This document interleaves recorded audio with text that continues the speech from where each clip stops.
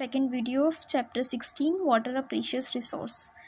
16.4 depletion of water table. Water table में किस तरह से कमी आती जा रही है, वो किस तरह से डाउन होता जा रहा है. Water drawn from under the ground gets replenished by the seepage of rain water. Means जो पानी हम अंडरग्राउंड से निकालते जाते हैं वो रिप्लेनिश मीन्स दोबारा से भर जाता है bye the seepage of rain water. जो रेन वाटर है वो सीप करके सॉइल के थ्रू ग्राउंड में चला जाता है. देखो सपोज कर लो आपके पास एक बकेट है, आपने एक कप उसमें से पानी निकाल लिया और दूसरा कप आप उसी टाइम लेकर आए और उस मग में आपने बकेट में दोबारा से वो डाल दिया.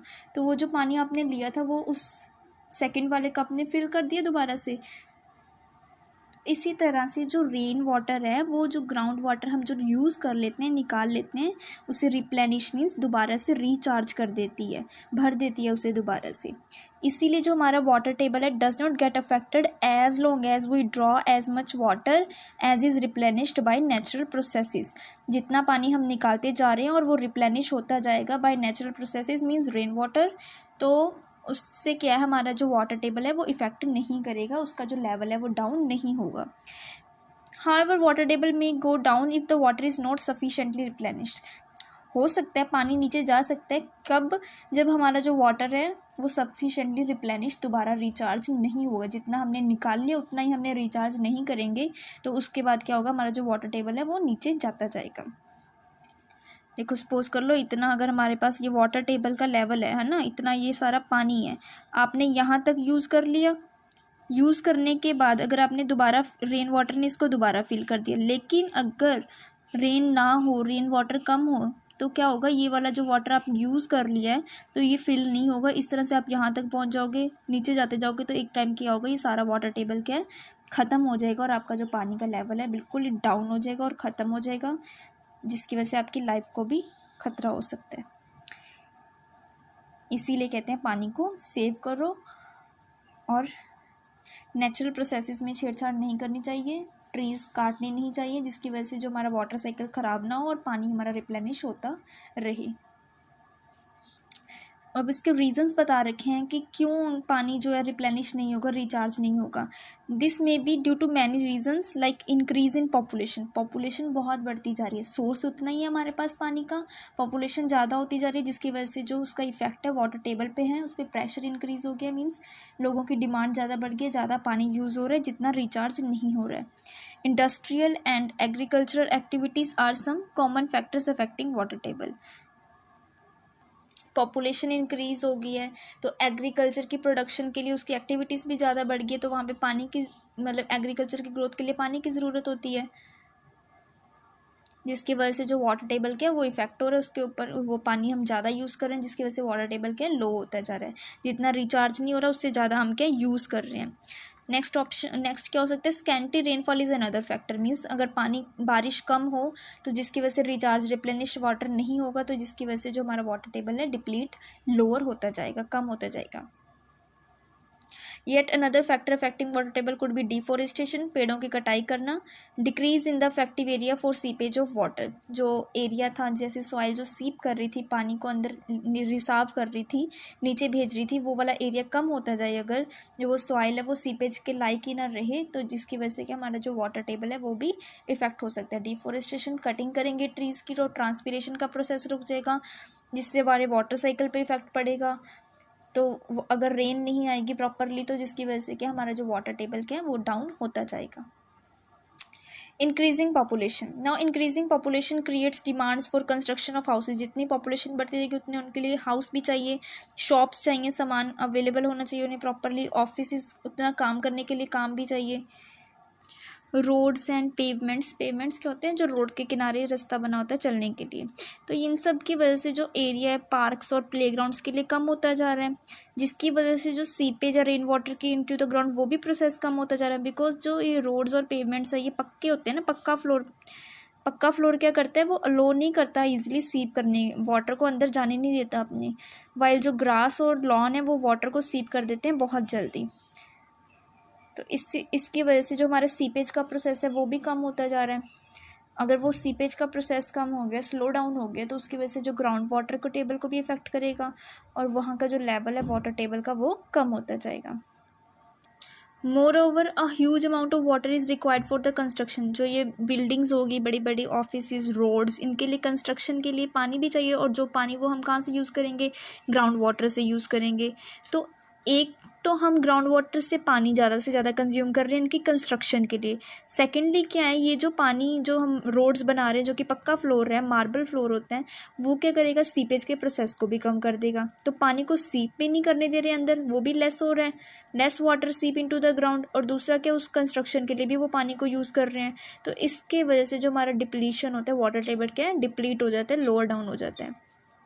बहुत सारी ऐसी सिटीज़ हैं जहाँ पे वाटर टेबल बहुत ज़्यादा क्या लो हो चुका है, लो लेवल पे, बिल्कुल एंड पे पहुँच चुका है, वहाँ पे अलार्मिंग लेवल पे है वो। इंक्रीजिंग इंडस्ट्रीज़, तो इंडस्ट्रीज़ में भी बहुत सारा पानी यूज़ होता है। Almost everything that we use needs water somewhere in its production process. जो भी उनके प्रोडक्शन, जो भी वो मटेरियल बना रहे हैं, हर चीज़ में कहीं ना कहीं पानी यूज़ हो रहा है। केमिकल्स में, केमिकल्स के साथ पानी वहाँ पे यूज़ हो रहा है। तो जो number of industries and day by day increase कर रहे हैं, बिकॉज पॉपुलेशन इंक्रीज़ हो रही है, तो जिसकी वजह से वाटर की कंजप्शन भी ज़्यादा इंक्रीज़ हो रही है। इसलिए जो वो पानी कहाँ से लेते हैं, वो भी ग्राउंड से लेते हैं, तो ग्राउंड लेवल क्या वाटर का डिक्रीज़ करता जा रहा है। A majority of farmers in India depend upon the rains for irrigating their crops. Irrigation purpose के लिए, जो क्रॉप्स की इरीगेशन, सिंचाई के लिए फार्मर्स क्या रेन के ऊपर डिपेंड है। Irrigation system such as canals are there only in few places. बहुत कम प्लेसेस में जहाँ पे कैनाल सिस्टम यूज़ करते हैं। इवन द सिस्टम में suffer from the lack of water due to erratic rainfall. Certain rainfall नहीं होना, कई बार ज़्यादा हो जाना, कई बार कम होना, इसकी वजह से भी जो हमारे सिस्टम है वो इफेक्ट हो रहा है। Therefore farmers have to use ground water. इसकी वजह से उन्हें क्या, इरीगेशन का जो पानी, सिंचाई के लिए ग्राउंड वाटर यूज़ करना पड़ता है। और पॉपुलेशन प्रेशर इंक्रीज़ हो रहा है एग्रीकल्चर के लिए, तो उनके लिए उन्हें एग्रीकल्चर की प्रोडक्शन भी ज़्यादा करनी, ज़्यादा एरिया यूज़ कर रहे हैं एग्रीकल्चर पर्पज़ के लिए, तो वहाँ पे ग्राउंड वाटर भी क्या ज़्यादा इंक्रीज़ हो रहा है, यूज़ हो रहा है। This results in the depletion of water table, जिसकी वजह से जो हमारा वाटर टेबल है वो डिप्लीट होता जा रहा है। नेक्स्ट है डिस्ट्रीब्यूशन ऑफ वाटर। देखो, वाटर की जो डिस्ट्रीब्यूशन है ना पूरे ग्लोब में, वो अनइवन है। अनइवन मीन्स इक्वल नहीं है। बहुत सारे फैक्टर्स हैं, क्योंकि देखो कुछ प्लेसेस ऐसी हैं जहाँ पे अच्छी अमाउंट में रेन होती है और वो वाटर रिच हैं, और ऑन द अदर हैंड यहाँ पे डेजर्ट्स भी हैं कुछ जहाँ पे स्केंटी रेनफॉल, कम रेनफॉल होती है। इसीलिए जो वाटर की जो अमाउंट है, वो डिस्ट्रीब्यूशन है जो, इसलिए वो क्या अनइक्वल है इंडिया में। इंडिया में तो है ही, और पूरे ग्लोब में भी ऐसे ही है, क्योंकि कई कुछ एरियाज़ में अच्छी रेन होती है तो वो वाटर रिच एरियाज़ हैं, और कुछ एरियाज़ जो डेजर्ट्स हैं जिन पे कम रेन होती है, वो क्या स्केंटी रेनफॉल की वजह से वहाँ पे कम पानी है। India is a vast country and the rainfall is not same everywhere. India में भी क्या है, रेनफॉल हर जगह पे सेम नहीं होती। कुछ रीजन्स, कुछ एरियाज़ ऐसे हैं जहाँ पे बहुत ज़्यादा रेन होती है, और कुछ ऐसे हैं जहाँ पे बहुत कम रेन होती है। जहाँ पे एक्सेसिव रेन्स होती है वहाँ पे फ्लड्स आ जाते हैं, लेकिन जहाँ पे रेन्स नहीं होती हैं, कम रेन होती है, वहाँ पे ड्रॉट, सूखा पड़ जाता है। Therefore some region in our country में हैव फ्लड्स वाइल अदर में suffer from droughts at the same time. एक ही टाइम पे कई बार देखते हैं, आप न्यूज़ में भी सुनते हो, कुछ एरिया में क्या फ्लड्स आए होते हैं बारिश की वजह से, और कुछ एरिया में बारिश की वजह से ना होने की वजह से वहाँ पे ड्रॉट, सूखा पड़ा होता है। देखो ये मैप है, यहाँ पे दिख रहा है आपको, ये देखो, जो जहाँ पे ये डार्क ब्लू कलर है ना, यहाँ पे सबसे ज़्यादा रेन होती है, ये डार्क अबव 400 सेंटीमीटर। एंड जो ये लाइट कलर दिखाई दे रहा है आपको, ये लाइट वाला एरिया, यहाँ पे क्या कम रेनफॉल होती है। मैप में देखो इस तरह से आपको दिया हुआ है कि कहाँ पे ज़्यादा होती है और कहाँ पे बिल्कुल ही कम होती है। नेक्स्ट है वाटर मैनेजमेंट। तो आपने क्लास 6 में पढ़ा था कि बहुत सारी प्लेसेस ऐसी हैं जहाँ पे रेगुलर सप्लाई दी जाती है। जो वाटर मैनेजमेंट एक सिस्टम बना हुआ है, पूरी उन्होंने वेल प्लान्ड उनका पाइप सिस्टम बना हुआ है। सिविक अथॉरिटीज़, जो म्यूनसिपल कॉरपोरेशन के पर्सनस हैं, वो अच्छी तरह से पूरा नेटवर्क बनाकर जो पानी को है उनकी सप्लाई करते हैं। पर लेकिन होता क्या है, कई बार क्या होता है कि जो आप लोगों ने पाइप का स्ट्रक्चर बनाया, उसकी वजह से कई बार वो पानी अपनी डेस्टिनेशन जहाँ तक पहुँचना चाहिए अच्छी तरह से नहीं पहुँचता है। क्यों? क्योंकि कई बार जो आपका वाटर सप्लाई सिस्टम होता है, उनकी जो पाइप्स हैं वो लीक कर रहे होते हैं, और उनमें से बहुत सारा पानी के बाहर निकल आता है, and lot of water gushing out of the pipes, जिसकी वजह से जहाँ तक पानी पहुँचना चाहिए था वहाँ पर प्रॉपरली पानी रीच नहीं करता है। तो ये सिविक पर्सनस की जो रिस्पॉन्सिबिलिटी है कि वो इस तरह से पानी का जो वेस्टेज है उससे रोके। टाइम टू टाइम क्या जो पाइप्स हैं, नेटवर्क उन्होंने बना रखे हैं, उसकी चेकिंग होनी चाहिए कि कहीं से कोई लीकेज तो नहीं है। प्रॉपरली उन्हें चेक करना चाहिए, रेगुलरली चेक करना चाहिए, ताकि जो पानी है उसे वेस्ट होने से बचाया जा सके। मिसमैनेजमेंट और वेस्टेज में take place at the level of individual also. जो मिसमैनेजमेंट है और वेस्टेज है पानी की, वो हर एक इंसान अपने इंडिविजुअल लेवल पर भी करता है। ऑल ऑफ अस नोइंगली, कई बार जानबूझकर और कई बार अननोइंगली, नहीं याद रहता तो वेस्ट कर देते हैं वाटर। जैसे कि ब्रशिंग के टाइम हम लोग पानी की जो टैप है उसे खुला छोड़ देते हैं, शेविंग, बाथिंग के टाइम, वॉशिंग के time, and during many other activities. और भी जो घर की एक्टिविटीज़ हैं उसके टाइम हम क्या है, पानी को जो टैप्स है उसे ओपन रखते हैं। Leaking tap is another source of huge water wastage. जो टैप्स लीक करती रहती हैं, आप ड्रॉप भी अगर आप गिरता रहे पूरे दिन, आप अगर उसके नीचे बकेट रखते हो तो वो पूरी बकेट भर सकती है। तो इस तरह से हम इतना पानी कई बार वेस्ट कर दें। तो लीकिंग को जो टैप है उसको जल्दी से जल्दी रिपेयर करवा लेना चाहिए। We have seen that most of the water that we get as rainfall just flows away. देखो कई बार हम देखते हैं कि जो पानी रेन की वजह से आता है, रेनफॉल होती है, जब रेन होती है तो उसका जो वाटर है वो इसी तरह से मतलब फ्लो अवे हो जाता है। देखो होता क्या है, रेन हो रही है, रेन से जो वाटर है वो सारा रिवर्स और लेक्स में जाता है। रिवर्स और लेक्स आगे जाके किस में मिक्स हो जाते हैं, ओशंस में मिक्स हो जाते हैं। तो ओशन का जो वाटर होता है वो सलाइन वाटर होता है, जिसकी वजह से हम जो वो रेन का जो यूज़फुल वाटर था जिसे हम यूज़ कर सकते थे वो सारा सलाइन हो जाता है। अब वो हमारे लिए यूज़लेस हो जाता है। तो इस तरह से जो रेन का वाटर है वो सारा क्या ख़राब हो जाता है। This is a waste of precious natural resource. The rain water can be use to recharge the ground water. This is refer to as water harvesting और रेन वाटर हार्वेस्ट। देखो ये जो रेन वाटर है इसको हम use कर सकते हैं to recharge the ground water. कैसे, देखो अपने रूफ्स हैं, जो रूफ्स के ऊपर क्या टैंक्स लगा सकते हैं। जब रेन वाटर होगी तो उस रेन वाटर को क्या करना है, स्टोर करना है उन टैंक्स में आपने। तो टैंक्स से वाटर स्टोर होगा, उससे वहाँ पे एक पाइप कनेक्ट करोगे, वो पाइप के डायरेक्ट नीचे ग्राउंड में आप पिट एक गड्ढा खोद के उसमें लगा सकते हो, जिसकी वजह से वो सारा पानी का सीपेज होता जाएगा टू द ग्राउंड और जिससे ग्राउंड वाटर क्या रिचार्ज होता जाएगा आपका। तो इस प्रोसेस को बोलते हैं वाटर हार्वेस्टिंग करना, रेन वाटर को यूज़ करना ऐसे। और आप क्या कर सकते हो, उस वाटर को स्टोर कर सकते हो और आप अपने घर के उस स्टोरेज वाटर को फिर क्या कर सकते हैं, थोड़ा सा फ़िल्टर करके, क्योंकि उसमें थोड़ी बहुत सॉइल और कुछ पार्टिकल्स हो सकते हैं, डस्ट पार्टिकल्स, जिन्हें हम क्या प्योरीफाई करके फ़िल्टर करने के बाद अपने हाउस होल्ड पर्पज़ के लिए भी यूज़ कर सकते हैं। तो इस तरह से हम वो रेन वाटर को स्टोर करके यूज़ कर सकते हैं और इस प्रोसेस को बोलते हैं वाटर हार्वेस्टिंग और रेन वाटर हार्वेस्टिंग। तो underline this line, this is referred to as water harvesting or rainwater harvesting.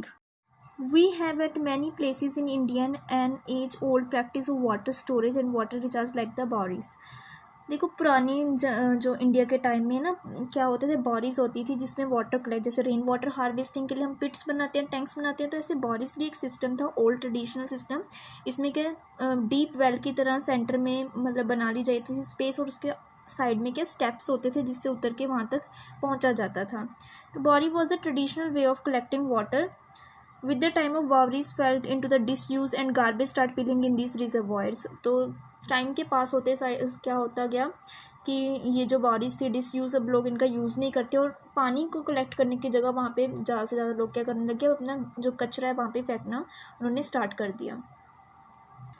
However, because of acute water shortage, पानी की ज़्यादा कमी होने की वजह से बहुत ज़्यादा great serious people in these areas had to rethink, दोबारा सोचने के लिए मजबूर हो चुके हैं कि बॉडीज़ आर बीइंग रिवाइव, दोबारा से इनको बनाया जाए।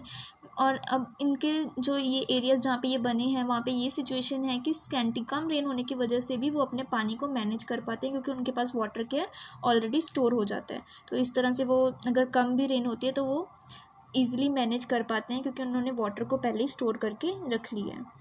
Farmer using water in the field can also use water economically. जो फार्मर्स फील्ड में यूज़ करते हैं वाटर, वो भी उसे अच्छी तरह से यूज़ कर सकते हैं कि वो जो वेस्ट ना हो। May you have heard of the drip irrigation. Drip irrigation एक टेक्निक है। Drip irrigation is a technique of watering plants by making use of narrow tubings which deliver water directly at the base of the plant. Drip irrigation technique में क्या होता है, tubings use होती हैं, narrow means बहुत बारीक tubings use की जाती हैं, ट्यूब्स होती हैं जो कि जो पानी को डायरेक्टली बेस में प्लांट के डिलीवर करती है, वहाँ तक पहुँचा देती हैं। रूट्स है ना प्लांट में, वहीं पे मेन वाटर चाहिए, तो वो सीधा रूट में वहाँ पे उनके ड्रिप करती हैं, पानी को गिराती हैं वहाँ पे, और वो प्लांट्स क्या है उसको वहाँ से पानी मिल जाता है। इस तरह से जो पानी की वेस्टेज है वो भी बच जाती है। What role you can play, अब पानी को सेव करने के लिए आप अपना रोल इंडिविजुअल लेवल पे किस तरह से निभा सकते हो।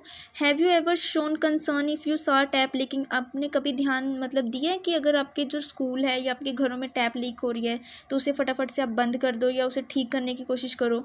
लीकिंग टैप्स जो हैं वो बहुत ज़्यादा पानी को वेस्ट करते हैं, तो आपको एफर्ट लगाने चाहिए किसी ना किसी तरीके से उस लीकेज को स्टॉप करना चाहिए। अगर आपको दिख गया है तो आपको उसे इग्नोर नहीं करना चाहिए, आपको देखना चाहिए और इसको लीकेज को स्टॉप करने के लिए ट्राई करना चाहिए। There are number of ways you can adopt to minimise the wastage of water, let us begin. आपको कुछ एग्जांपल्स दे रखे हैं किस तरह से आप जो है वाटर की वेस्टेज को है वेस्ट होने से उसे बचा सकते हो। Water wise habits, turn off the taps while brushing, जब आप ब्रश करते हो तो क्या करना है, अपने जो टैप्स हैं उन्हें ओपन नहीं छोड़ना है, उन्हें बंद कर देना है। मोप the floor instead of washing, floors को क्या करना चाहिए, पोंछा लगाना चाहिए उस पर ज़्यादा एज़ कम्पेयर टू उसे वॉश करने की जगह। नेक्स्ट है effect of water scarcity on plants, पानी की कमी का प्लांट्स पे क्या इफेक्ट पड़ता है। You must have seen potted plants wilting and ultimately drawing up if they didn't get water even for a few days, आपने देखा होगा अपने पोट में जो प्लांट्स लगा रखे हैं अगर उन्हें पानी कुछ दिनों के लिए ना मिले तो वो विल्टिंग मुरझा जाते हैं और मरना स्टार्ट हो जाते हैं, डाई होना स्टार्ट हो जाते हैं और सूख कर गिर जाते हैं।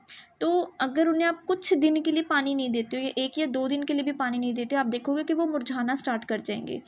तो इसीलिए आपने पहले भी पढ़ा है कि जो प्लांट है उनको पानी चाहिए होता है, क्योंकि उन्होंने पानी से क्या अपने जो न्यूट्रिएंट्स हैं सॉइल से वो लेने होते हैं, जो कि उनका खाना बनाने का काम करती है, जिसकी वजह से वो ग्रो करते हैं और ग्रीनरी दिखाई देते हैं। Just imagine the consequence if water is not available to plants, the green character of the planet shall be lost, अगर पानी नहीं मिला प्लांट्स को तो वो मुरझा जाएंगे, मर जाएंगे और जो ग्रीन करेक्टर है हमारे प्लैनेट का, जो ग्रीनरी है वो क्या ख़त्म हो जाएगी। This mean the end of all life for the world without plant shall mean no food, no oxygen, not enough rain and innumerable other problems। अगर ग्रीन प्लांट्स नहीं होंगे तो बिना प्लांट्स के तो क्या है, खाना भी नहीं मिलेगा आप लोगों को, ऑक्सीजन भी नहीं मिलेगी हमें, क्योंकि प्लांट्स ही हमें ऑक्सीजन प्रोवाइड करते हैं, तो हम सांस ही नहीं ले पाएंगे, अगर सांस नहीं ले पाएंगे तो हम मर जाएंगे। रेन नहीं होगी क्योंकि प्लांट्स की वजह से ट्रांसपीरेशन प्रोसेस होता है, तो वाटर साइकिल ख़राब हो जाएगा, वाटर साइकिल ख़राब होगा तो वाटर की कमी हो जाएगी, तो भी हम सर्वाइव नहीं कर पाएंगे और भी बहुत सारी प्रॉब्लम आ सकती है। तो इट मीन्स एक तरह से हमारे प्लेनेट का एंड हो सकता है। तो इसलिए कोई भी साइकिल है उसे प्रॉपरली चलते रहना चाहिए, तभी जो लाइफ है आपकी सर्वाइव कर सकती है अच्छी तरह से प्लेनेट पे। तो वाटर जो है उनमें से एक इम्पोर्टेंट सोर्स है जिसे हमें सेव करके रखना चाहिए, उसे वेस्ट नहीं करना चाहिए। एयर, फूड के साथ साथ वाटर भी हमारे लिए इम्पॉर्टेंट है लाइफ को सस्टेन करने के लिए अर्थ के ऊपर। इसलिए हमें मैक्सिमम से ऐसे मेथड अडॉप्ट करने चाहिए जिनसे हमारा जो वाटर है वो वेस्ट ना हो, वाटर जो है सेव रहे, ताकि हम उसे फ्यूचर में अच्छी तरह से यूज़ कर सकें। So with this your chapter 16 complete.